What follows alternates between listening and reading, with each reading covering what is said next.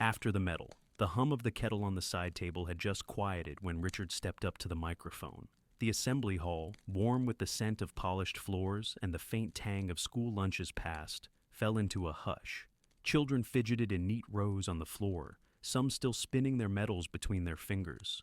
Parents sat along the folding chairs at the back, murmurs dying as they turned to the front. Logan's medal gold, slightly oversized for his neck, had caught the light as he stood earlier, beaming beside the head teacher. Now, it was tucked into his blazer pocket, and he slouched beside Melissa, unaware of the storm his father was about to uncork. Richard cleared his throat, the sound dry and deliberate. "Thank you, Mrs. Tovey, and thank you all for coming this morning. Before we close, I've asked to share something personal, but I believe important." He paused, one hand resting lightly on the laptop beside him. The projector screen behind flickered gently from the school's logo to a pale blue slide. The first image appeared, Logan, in the school corridor, holding his medal with a grin too wide for his face. The timestamp in the corner read, Friday, 3rd of March, 2:48 p.m. Then, the next slide. A message, just a screenshot. "You made me feel alive again. I hate going back to him after this." Sent. Friday, 3rd of March, 3:15 p.m. There was a flutter of movement in the crowd. A teacher shifted in her seat. One parent leaned forward. Melissa's head, previously tilted toward Logan, snapped upright. Her eyes locked on the screen. Mark, seated 2 rows back, stopped mid-conversation and blinked. Richard clicked again. A sequence now. Messages, each with a timestamp. Private language, familiar names, some vague, others unmistakably clear. The dates spanned nearly a year. A ripple moved through the room, a collective intake of breath, a whispered name or two. Then came the audio, just 12 seconds. A clipped recording, the background muffled by the hum of a television. Melissa's voice, low and unmistakable. "Don't leave yet. He's still at the shop. We've got time." A faint laugh followed, then Mark's voice. "You're trouble, you know that?"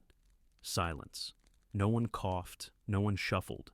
Even the children, though they couldn't quite parse what was happening, had stilled. Richard's voice cut cleanly through the quiet.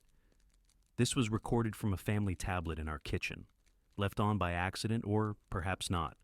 The messages were found across shared devices, nothing hacked, nothing stolen, just overlooked, like trust, I suppose."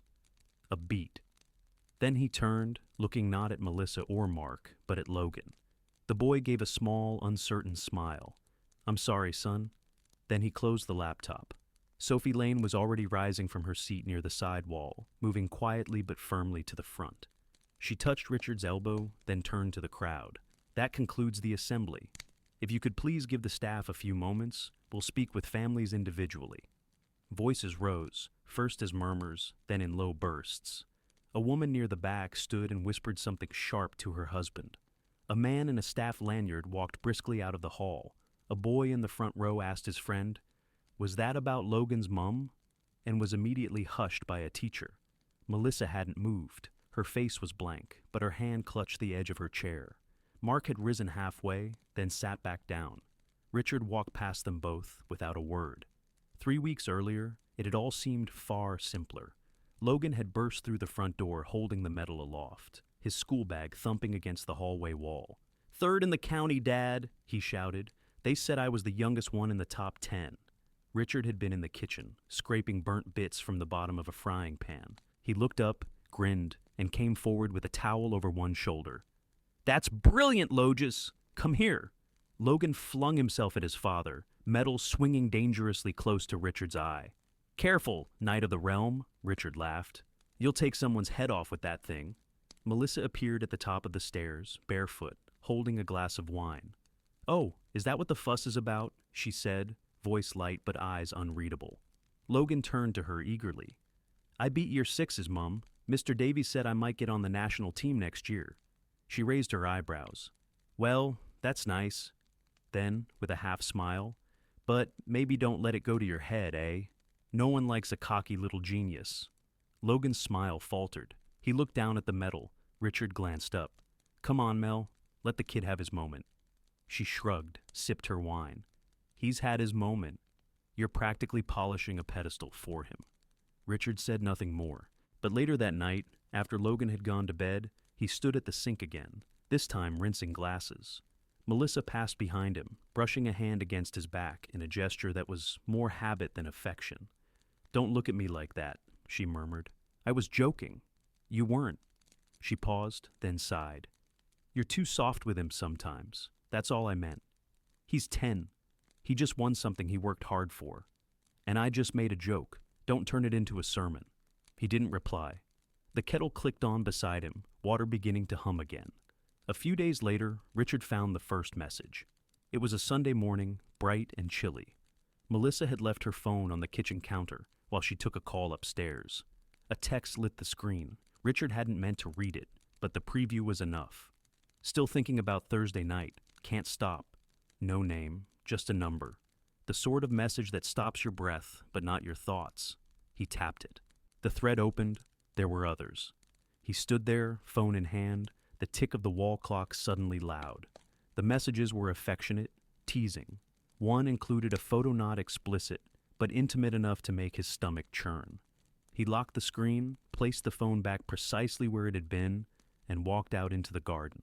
The air was sharp, and the grass was wet from the morning dew. He stood among the trimmed hedges, hands in his pockets, staring at nothing. Later that day, he said nothing. Melissa joked about roast chicken. Logan asked to play chess. Richard smiled, played, ate. But something had shifted. The following week, he began to notice patterns. Melissa's quick trips to drop something at Mark's, her phone turning over on the table, the fact that Mark, his own brother, had started avoiding direct eye contact during family dinners. And then, one evening, Melissa's tablet had been left on the kitchen counter. It buzzed. A voice message. Richard pressed play. That was the moment everything aligned. He didn't confront her that night. Instead, he waited until Logan was asleep, then sat alone in the study, the door closed, the house silent. He copied the messages, saved the audio file, and backed them up, slowly, methodically, as if diffusing a bomb. He emailed Sophie Lane the next morning. "Can we meet? Privately. It's about the assembly in 3 weeks' time." She replied within the hour. Now, as the school hall emptied and the murmurs gave way to a dull roar in the car park, Richard stood just outside the double doors, the spring air cool against his skin. Inside, Melissa was still seated. Mark had finally risen, speaking to someone in low tones. Logan, mercifully, had been taken aside by a teacher and was being shown a new book in the staff room. Sophie approached quietly. "You okay?" Richard nodded. "Not really, but I'm not sorry." She studied his face. "No, I didn't think you would be." He looked out across the lawn where the children had played earlier, the medals around their necks clinking like wind chimes. It was done, and it had only just begun. The medal came home in Logan's hand, swinging from its tricolor ribbon like a prize from a storybook. He burst through the front door mid-afternoon, cheeks flushed with spring air and triumph. "Mom, Dad, I won," he called, already halfway into the lounge before anyone answered. "First place in the maths challenge. Mrs. Bright said I was the only one who finished all the logic puzzles." Richard looked up from the kitchen table, where he'd been sorting post into tidy piles. Bills, circulars, one brown envelope from the council. He smiled, stood, and met Logan halfway across the room. "Well done, champ," he said, crouching to Logan's level. "You worked hard for that." Logan beamed and leaned into him, arms flung around his neck with the unself-conscious affection only children still possess. The metal clinked against Richard's collarbone. "Where's your mum?" Richard asked, pulling back gently. "Upstairs," I shouted. She didn't answer. Melissa appeared a moment later, barefoot, still damp from a shower. A towel was looped around her shoulders, and her hair was twisted up in a clip. She looked at Logan, at the medal, and smiled, just not quite all the way to her eyes. "Very impressive," she said, voice light. All that overachieving finally paying off. Richard caught the flicker in her tone. Logan didn't. "I beat Ben Renshaw," Logan added proudly. "He always gets everything right, but he panicked on the last question. Mrs. Bright said I stayed calm and checked my working." "Ben Renshaw's mother will be unbearable for weeks," Melissa muttered, walking past them into the kitchen. Richard watched her go, the lightness in his chest already dimming. He turned back to Logan, smoothing the boy's collar. "We should do something to celebrate. Fish and chips from the shop. With mushy peas, Logan's face lit up. With mushy peas. They were still in the kitchen when Melissa returned, dressed now, her hair damp against a soft jumper. She picked her phone off the counter, glanced at the screen, and tapped out a reply before sliding it into her back pocket. Mark said he might pop round later, she said casually, opening a cupboard. He's got that old jigsaw Logan liked. Richard said nothing. Logan looked up from where he was drawing on a pad, already half lost in a world of numbers and metals and imagined puzzles. Nice of him, Richard said eventually. Melissa shrugged. He's just being supportive. He said it's a big deal, Logan winning. Richard reached for the kettle and filled it.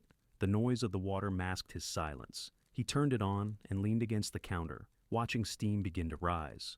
Melissa busied herself with tea bags and mugs, humming faintly under her breath. Her tone was familiar domestic, unremarkable, but something in it didn't sit right. It was too easy. Do you remember when Logan used to think jigsaws were magic? She said, smiling at the memory, but not looking at Richard. I do, he replied. The kettle clicked off. She poured the water, her movements smooth and practiced. You know, she added, stirring, Mark's always had a way of explaining things to him. You're more precise. But sometimes he just needs someone who doesn't correct him every other sentence. The comment landed like a slow bruise. Richard held his mug a little tighter. I try not to overcorrect, he said. I didn't mean it like that. Her smile was faint, unbothered. Just different styles. Logan looked up, sensing the tension but not understanding its source. Uncle Mark tells jokes, he offered helpfully. He said numbers are just letters in disguise. Melissa laughed. See, that's what I mean. Richard smiled too, but it didn't reach anywhere real. He took a long sip of tea, the tannins catching in his throat. That evening, after Logan had gone to bed, Melissa sat curled on the corner of the sofa, scrolling through her phone. The television flickered softly with a quiz show. Neither of them were really watching. Richard sat at the other end, legs stretched out, laptop balanced on his thighs. She laughed once, quietly, at something on the screen. Funny? He asked. She looked up, as if surprised he'd spoken. Just a meme Mark sent me. Silly. He nodded, eyes back on his screen.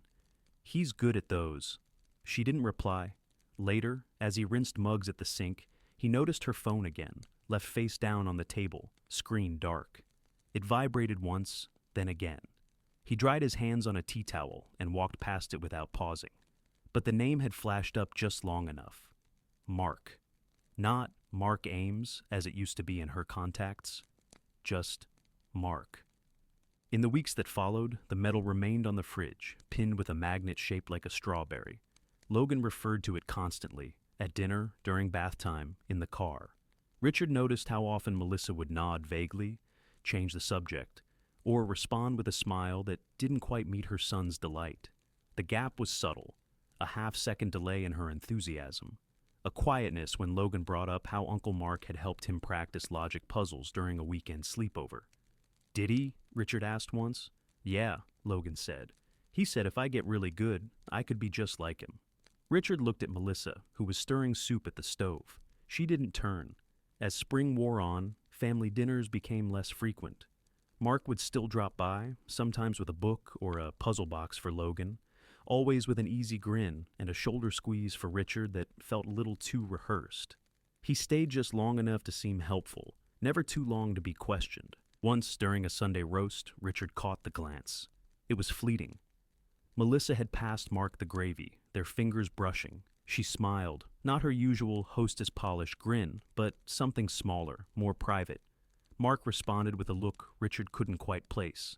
Not lust, not even affection. Something like complicity. It passed in an instant, but Richard felt it like a draft through a closed window. After dinner, while Logan built a fort in the lounge, Richard began collecting plates. Mark stood to help. Don't worry, mate, Mark said. You sit. I'll do these. Richard didn't sit. In the kitchen, silence stretched between them as Mark ran water and Richard stacked dishes. The clink of china was the only sound. You and Melissa talk a lot lately, Richard said evenly. Mark glanced over, smile easy. She's been a bit stressed. You know how she gets? I just try to help. Richard nodded slowly. Helpful of you. Mark didn't respond. He rinsed a plate, set it on the rack. Back in the lounge, Logan called for them both to admire his fort. They did. Later, alone in the kitchen, Richard found himself staring at the strawberry magnet. The metal gleamed faintly in the low light. He reached out, adjusted it so it hung straight. Melissa's tablet buzzed on the counter behind him. He didn't touch it, not yet.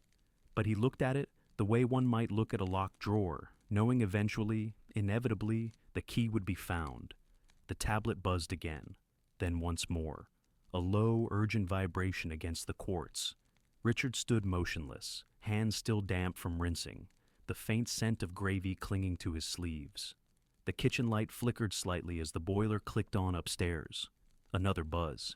He reached for a tea towel, dried his hands slowly, deliberately, as though giving himself time to reconsider. But the decision had already made itself. He turned the tablet toward him. No passcode. Just a message previewed on the lock screen. Mark, 8 tonight, our spot. I'll bring the wine. His thumb hovered, then tapped. The message thread unfurled like a coiled ribbon. Not graphic, not overt, but unmistakable. Language that danced around the edges of intimacy. Shared jokes, half-formed plans. References to that night in the car and your blue jumper. You always wore that when you meant it. It wasn't the words, it was their weight, the familiarity, the ease, the assumption of secrecy. Richard scrolled back, heart thudding in his ears. Weeks of messages, then months. The earliest one he found, dated just before Logan's birthday party, was a simple, "You look stunning today. I couldn't stop watching you." Melissa had replied with a laughing emoji and, "Careful, someone might notice." He locked the tablet and set it back down precisely where it had been. The buzzing had stopped. From the lounge, Logan's voice rose in triumph. "Dad, come see. I made a tunnel." Richard didn't answer right away. He gripped the edge of the counter. The cool stone steadied him. That evening, Melissa said she was going to the gym. She kissed Logan's forehead, touched Richard's shoulder lightly, a gesture so practiced it might have fooled anyone but him, and left with her duffel bag slung over one shoulder. Richard waited 10 minutes, then 20, then grabbed his coat and keys. He parked 3 houses down from Mark's terrace, just behind the bend, where the streetlight flickered with an irregular pulse. The windows of Mark's place were dark at first. Then, shortly after 8, the porch light snapped on. A figure moved inside, Melissa's silhouette, unmistakable in its posture. She stepped into the hallway, laughing at something unseen, and disappeared toward the kitchen. Moments later, Mark appeared behind her, shutting the door. Richard sat in the car, engine off, breath visible against the windscreen. He watched the house for an hour. No one left. No lights flicked off. Occasionally, laughter drifted faintly through the still air. He didn't knock, not yet. The next evening he returned. This time, Mark opened the door before Richard could press the bell, as though he'd been watching from behind the curtain. "Rich," he said, surprised but not startled. "Everything all right?" Richard looked past him, into the hallway. No sign of Melissa. "Just passing," he said. "Thought I'd ask, you seen Melissa tonight?" Mark's expression didn't falter. "Not since yesterday, I don't think. Why?" Richard met his eyes. "Just seemed like she might have stopped by." Mark leaned against the doorframe, arms folded loosely. "She's probably home, mate. Everything okay?" Richard nodded once. "Fine." There was a pause. Then Mark smiled, a little too wide. "You want to come in?" "No," Richard said. "Just checking." He turned and walked away without waiting for a reply. That night, after Logan was asleep, Richard retrieved Melissa's tablet from the sideboard drawer. The messages were still there. He connected it to his laptop, copied the full message thread, then opened a new folder on the external drive he kept for backups and labeled it simply Logan. As the files transferred, a new notification pinged, a voicemail. He tapped to play it. Mark's voice filled the kitchen, low and hoarse, the kind of tone people used when they thought no one else was listening. "I don't know what we're doing anymore, Mel. Sometimes it feels like we're just clinging to the only part of ourselves that still feels awake. I don't want to be the reason anything falls apart, but when you look at me like that, I can't lie, it's the best part of my week. I miss you. I miss you even when you're right there." The recording ended. Richard sat back in the chair, the click of the drive's transfer finished in the background. He left the tablet where he'd found it, screen dark. Then he slipped out into the night, coat collar turned up, folder tucked under his arm.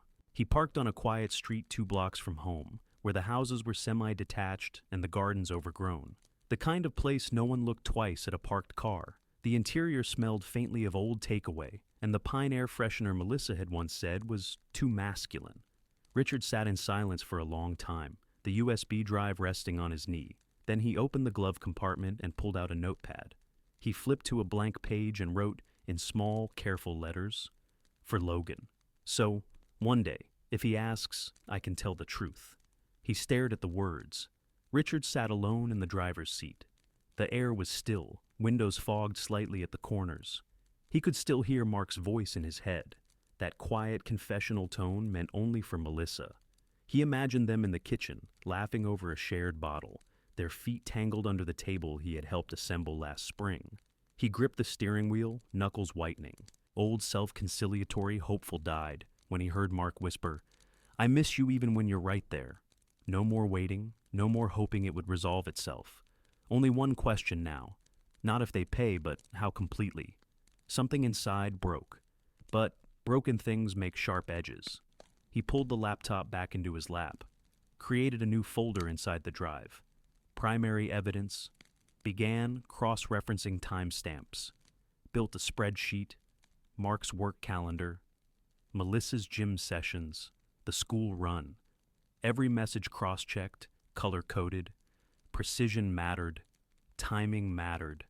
Above, a fox crossed the road, amber eyes catching the reflection of a distant street lamp. Richard kept working.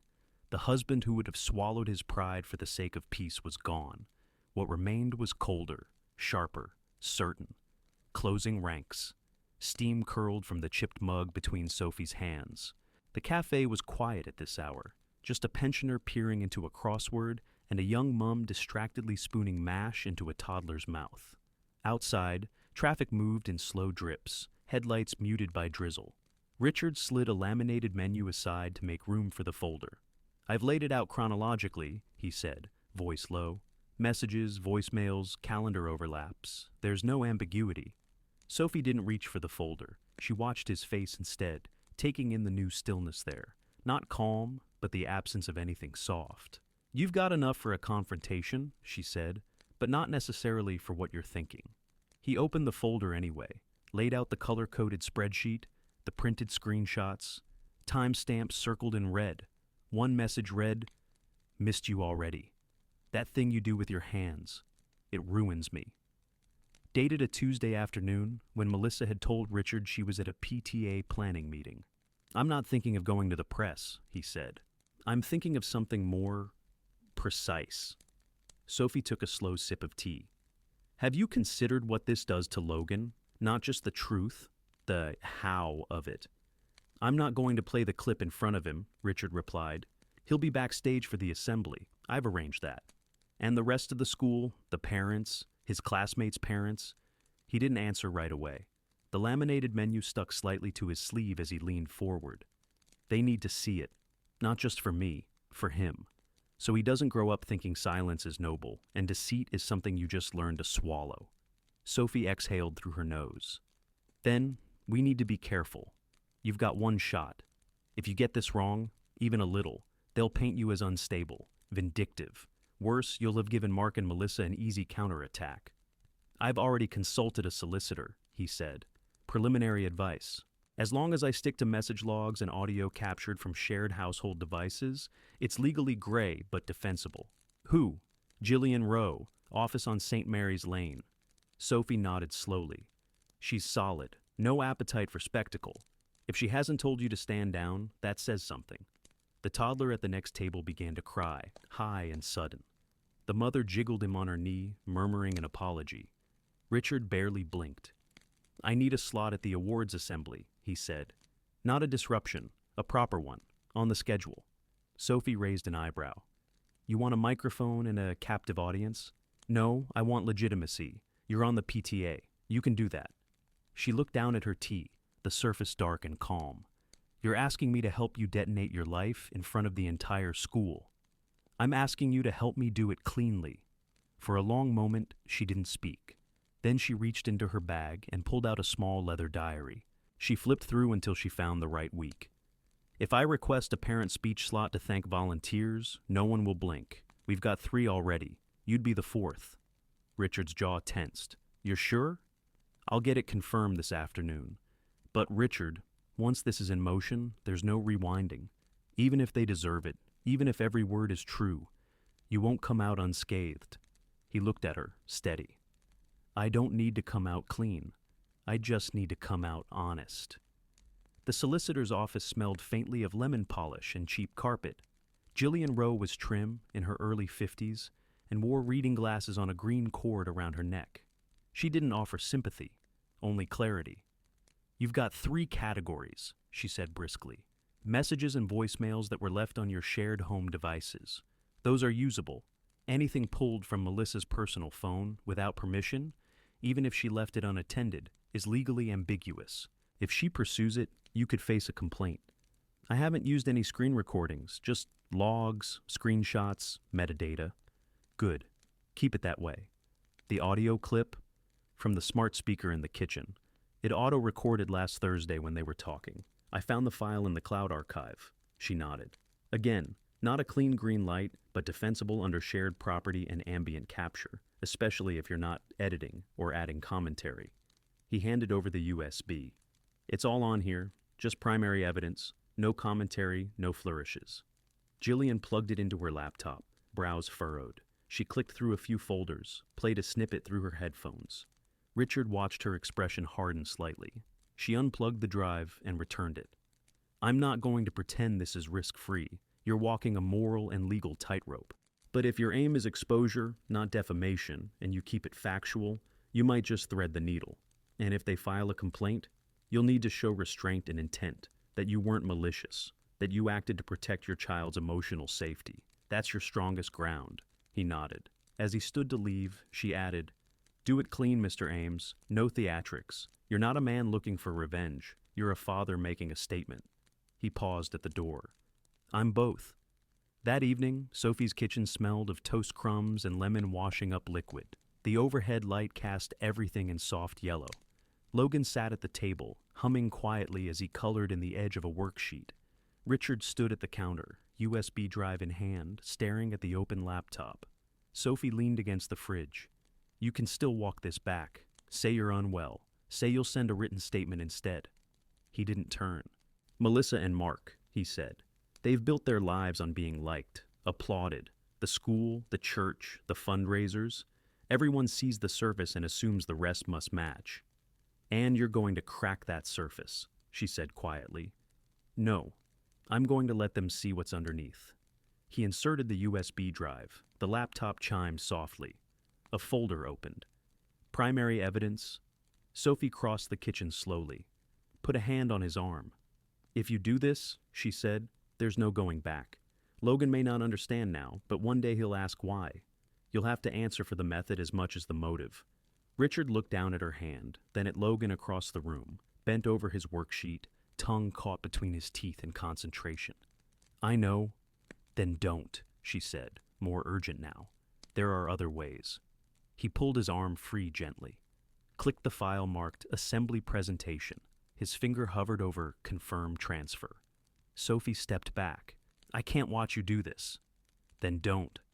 He pressed the key. The file moved. Sophie left the room, footsteps soft on the stairs. Logan looked up from his coloring. Dad, what's gratitude mean? Richard walked over and knelt beside him. It means being thankful, he said, for the truth, even when it's hard. Logan nodded solemnly and went back to shading in a triangle. Richard sat beside him, the laptop still open behind them. The man who once would have swallowed pain for peace was gone. Only one path remained now. The school assembly was in 3 days. Confrontations. The front room of Mark's house still smelled faintly of pine disinfectant and burnt coffee. A rugby ball rested against the skirting board, and the shelf above the electric fireplace held a neat row of volunteer certificates, framed in matching silver. Richard's eyes paused briefly on one from the school reading initiative, Mark's name printed in cheerful serif font beneath the PTA crest. The irony sat thick in his throat. Mark emerged from the kitchen with 2 mugs, one in each hand. Thought you might want tea, he said, offering one. I'm fine. Mark shrugged and set both mugs down on the coffee table. Suit yourself. He eased himself into the armchair opposite, legs crossed, expression open but wary. So, you said it was urgent? Richard remained standing. You know why I'm here? Mark's eyebrows lifted. No, I don't. Should I? There it was, the first flicker of the performance. The same tone Mark used in staff meetings when someone questioned a decision. Mildly affronted, slightly amused, always above reproach. Richard took a slow breath. Don't insult either of us. I've seen the messages, the audio. I know everything. Mark leaned back a fraction, lips parting. Then, just as quickly, he gave a small laugh. Christ, Melissa said you'd been acting strange. Look, I don't know what you think you found, but I'm not guessing, Richard interrupted. I've compiled a full timeline. I know when it started. I know how often. I know which evenings you told Logan you had to work late just to see her. Mark's gaze dropped for a second, then returned, cooler now. Right. Okay, so you've got your proof. What now? I wanted to see if you had anything to say for yourself, before it becomes public. Mark's mouth twitched, not quite a smile. Public? You're going to out this? Jesus, Richard. That's not just unwise, it's cruel. For Logan, for Melissa, hell, even for you. Cruel? Richard echoed, voice steady. No. Cruel is lying to your brother's face while tucking in his son. Cruel is using your volunteer badge to cover your tracks. I'm not the one who did that. Mark stood, suddenly animated. You think I planned this? That I set out to hurt you? Melissa and I, we didn't mean for it to happen. It just did. She needed someone who listened, who saw her. And you needed someone who made you feel indispensable, Richard said. That's always been your weakness. You dress it up as support, but it's about being needed, about being the good guy in every room. Mark's voice dropped. Don't pretend you've been some saint. You were emotionally absent for years. You buried yourself in work and spreadsheets and left Melissa with nothing but school runs and PTA meetings. She was drowning. I was the only one who noticed. Richard let the words hang in the space between them. You don't get to rewrite history just because you feel guilty, or worse, because you don't. Mark crossed to the window, arms folded. Outside, the neighbor's cat picked its way across the low brick wall. So what's your plan? Ruin both our reputations? Burn down the family for a bit of righteous satisfaction? It's not about satisfaction, Richard said. It's about accountability. If you'd come to me, if either of you had, things might have been different. But you carried on, lied to my face, lied to Logan. Mark turned. He doesn't know, and he doesn't need to. He will, Richard said. Not all the details, not yet. But he'll know why things are changing. And one day, when he's old enough, he'll see that I didn't lie to protect appearances. Mark's expression hardened. You're going to destroy your son's family just to make a point. No, Richard said. You and Melissa already did that. I'm just refusing to cover it up. He didn't wait for a reply. The door clicked shut behind him with a quiet finality. The house was dark when he returned. A single light glowed in the kitchen. Melissa sat at the table, a glass of wine untouched before her. Her phone was face down. She didn't look up as he entered. I saw your car, she said. So, you've spoken to him? Yes. She nodded, still not meeting his eyes. And now you're going to do what? Make a public spectacle? Parade your pain around like some moral badge? Richard stepped closer. I'm going to file for divorce. I've already spoken to a solicitor. Custody arrangements will prioritize Logan's stability. You'll have access, but not leverage. Melissa looked up sharply. Leverage? I know how you operate, he said. You charm and retreat. You dangle warmth like a prize. Not with Logan, not anymore. Her laugh was brittle. God, listen to yourself. You think you're some noble protector, when really you're just furious you couldn't control me. He didn't flinch. This isn't about control. It's about consequences. She stood, arms folded. You've always needed everything neat, ordered, predictable, and when people don't fit your tidy little boxes, you break them. No, he said. I just stopped pretending. She picked up her glass, set it down again. You're not the only one hurting, Richard. You think I wanted this mess? You think I planned to fall for someone who Who made me feel visible again? His voice was low. You didn't fall. You walked, every step. And you looked back to make sure I was still smiling. Her face twisted. You're impossible. Cold. No wonder, Mark. He raised a hand. Don't pretend this was about me. You made choices. I'm making mine. She stared at him for a long moment. Then quietly, You'll regret this. Not now, but later. When the dust settles and all you're left with is your precious principles. Richard didn't reply. That night, he heard her moving around just after midnight. Drawers opening, soft thuds as clothes were folded into a bag. He stayed in the study, the door shut. The glow of the desk lamp pooled on the open folders before him. Court documents, solicitor notes, PTA schedule printouts. The kettle clicked off in the kitchen, then on again. She was stalling, maybe hoping he'd come out. Say something final. Offer a truce, or at least a scene. He didn't. At 1:30, the front door closed with a gentle click. He waited 5 minutes, then rose. Walked through the quiet house. Logan's room was dark, but for the turtle nightlight on the shelf, casting a soft green glow. The boy slept curled on his side, one hand clutching the corner of his duvet.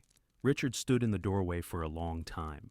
Downstairs, he poured the kettle's hot water into a mug and watched the steam rise. The kitchen window showed nothing but blackness beyond, broken only by the reflection of his own tired face. He was alone now. No more hedging, no more private reckonings. Only the assembly remained, 2 days, a microphone, a truth no longer willing to wait. The school hall buzzed with the low chatter of children and the rustle of parents settling into plastic chairs. The windows were cracked open for air, letting in a breeze that carried faint whiffs of cut grass and the distant hum of traffic from the main road. On the makeshift stage at the front, the school head teacher, Mrs. Pierce, adjusted the microphone and smiled tightly at the crowd. Richard stood near the rear exit, his back straight, Logan beside him fidgeting with the ribbon of his medal. The boy's face was flushed with excitement, unaware of the storm gently coiled just behind the moment. Sophie stood nearby, arms folded, her expression unreadable. She gave Richard a small nod when he glanced over. It was time. Mrs. Pierce tapped the microphone. Thank you all for coming to celebrate our pupils' achievements this term. We're so proud of each and every one of them, especially those who've gone above and beyond in their efforts. Before we conclude, we have a brief parent presentation. Mr. Richard Ames has asked to say a few words. There was a polite ripple of applause as Richard stepped forward. Logan looked up at him, puzzled, and Richard leaned down. Miss Harper will take you outside for a bit, all right? He murmured. Just a few minutes. But you said... I'll explain later, Logan. Go on. The teaching assistant came forward gently, smiling as she coaxed Logan toward the side door. Richard didn't watch them leave. He stepped up to the microphone, adjusted it once, and looked out over the crowd. The room quieted. He didn't clear his throat or smile. I know this isn't what you expected, he said calmly, voice steady. And I want to begin by saying thank you to the school, the staff, and especially Mrs. Pierce for allowing me this time. A few heads tilted. A couple of parents exchanged glances. I've spent the past few weeks trying to decide whether this belonged in private, whether it was enough to address behind closed doors, quietly, discreetly. But what I've learned is that some truths only carry their full weight when they are allowed to land in the open. He clicked a button on the remote in his hand. The projector hummed, and the screen behind him lit up. A time-stamped message appeared. Melissa's name at the top, the message below. Can't sleep? Still thinking about earlier. You made me feel human again. A few gasps. One of the year 4 mums shifted uncomfortably in her seat.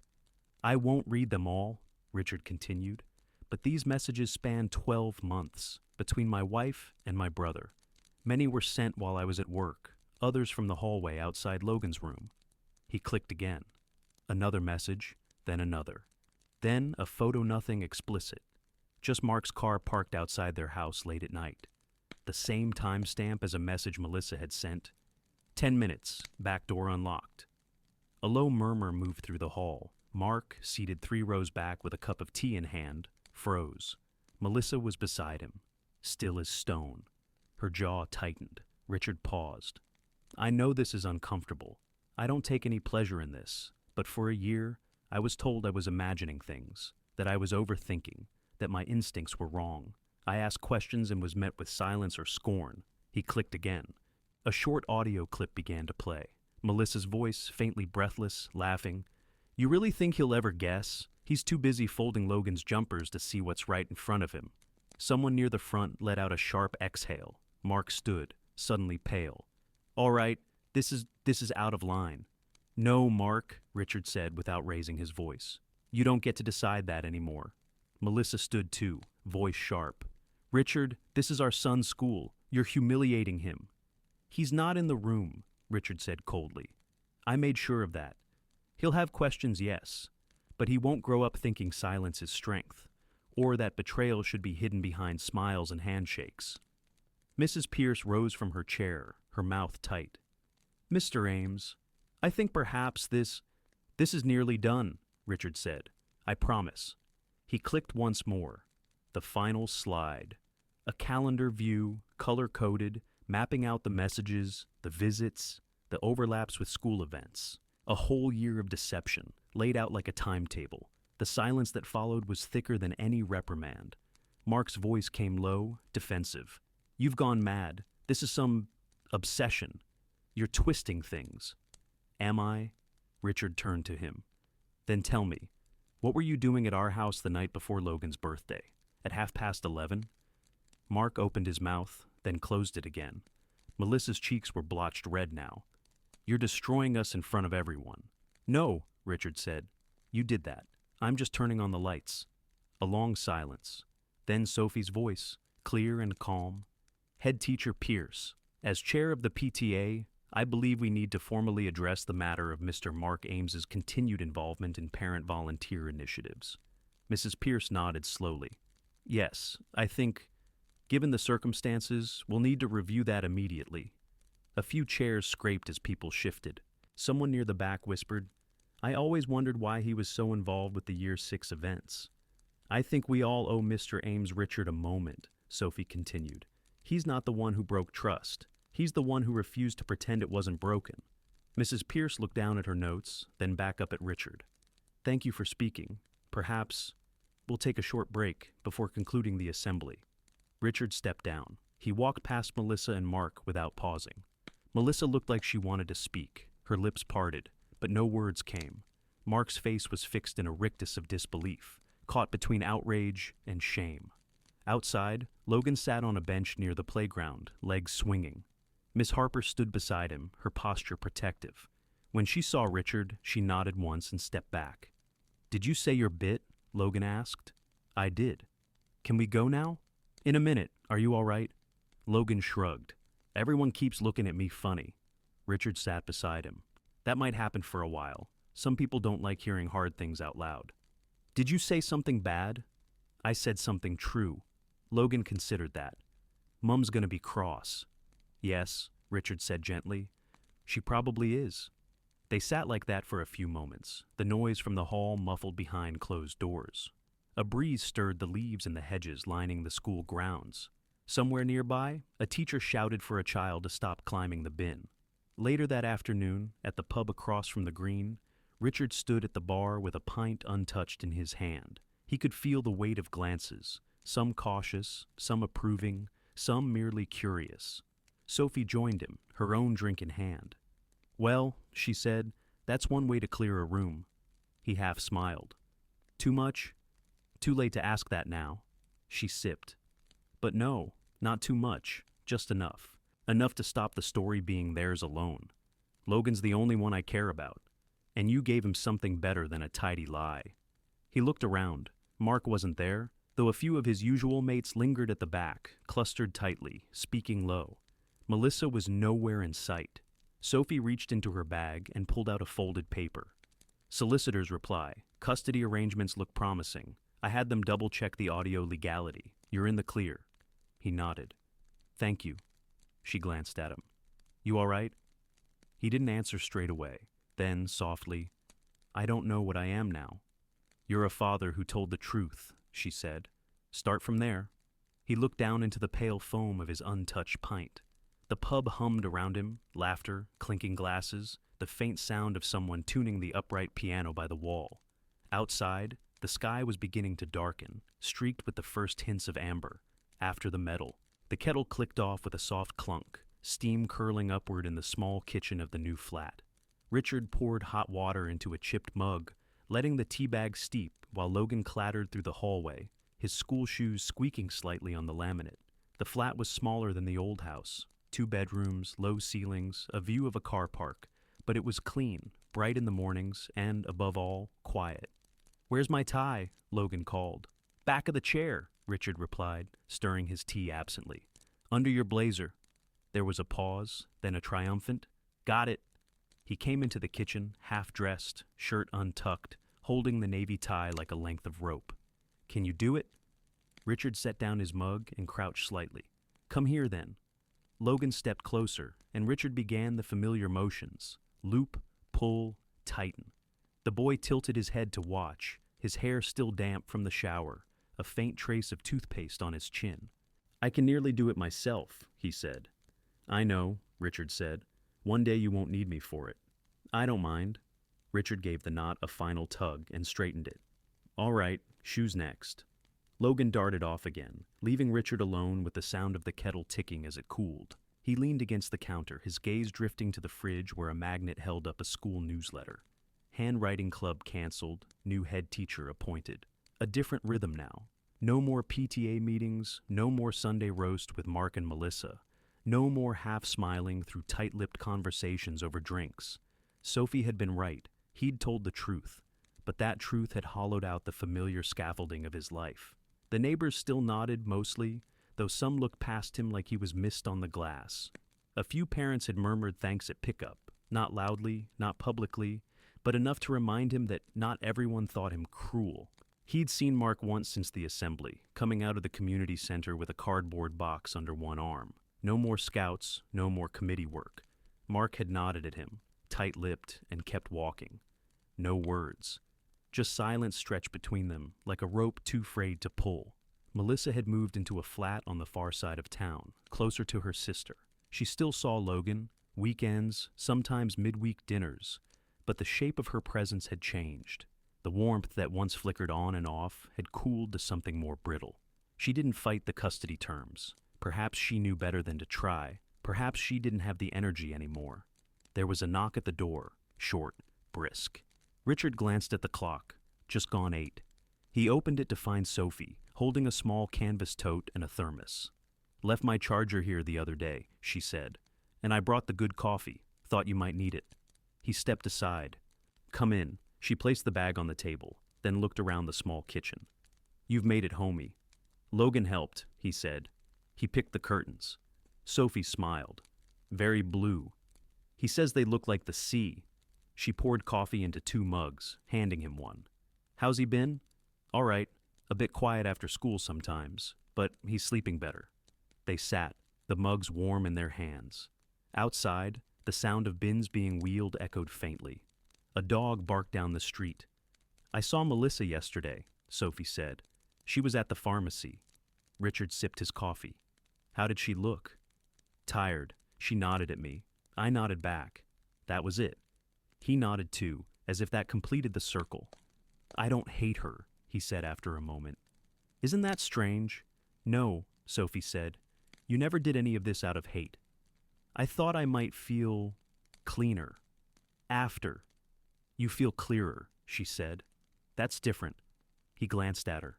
"Do you think I ruined everything?" "No," she said quietly. "I think everything was already broken. You just stopped pretending." He looked down at the mug in his hands. "There's a cost, though." "There always is." Logan burst back into the kitchen, shoes on the wrong feet, holding a cereal box aloft. "Can I have the chocolate ones?" Richard raised an eyebrow. "What happened to the healthy ones?" "I finished them." He glanced at Sophie, who shrugged. "He's honest." Richard smiled faintly. "All right, chocolate it is, but just a small bowl." Logan whooped and set about pouring cereal, milk sloshing slightly as he concentrated on not spilling. Sophie watched him for a moment, then turned back to Richard. "You're doing all right, you know." "I'm surviving." "That's a start." They ate in companionable quiet. The clink of spoon against bowl, the rustle of cereal, the hum of a life resumed. Later, Richard walked Logan to school. The playground was already filling, children running in bursts, coats flapping, parents chatting in low clusters. A few glanced their way. One mother gave Richard a short nod, another turned away. Logan tugged at his sleeve. "Dad? Can I go play?" "Go on then." He ran off, his bag bouncing against his back, and joined a group near the climbing frame. Richard watched for a while, then turned to leave. As he passed the school gate, a voice called softly, "Mr. Ames?" He turned. A woman he vaguely recognized, another parent, short dark hair, glasses, stood near the wall. "I just wanted to say—" She hesitated. "You did what a lot of people wouldn't have had the courage to." He inclined his head. "Thank you." She smiled, then turned back to her son. Richard walked on, the crisp morning air brushing his face. Ahead, the street curved gently past hedges and low brick walls, the sun catching on windows and the tops of parked cars. At the corner, he paused. The pub across the green was still shuttered, its sign swinging slightly in the breeze. Somewhere, faintly, came the sound of a piano being tuned. He stood for a moment, hands in his pockets, then turned toward home. The flat would be quiet, the kettle would click on, and later there would be homework and tea, and Logan asking questions about things he couldn't yet name. It wasn't the life he'd imagined, but it was honest. And that, at last, would be enough.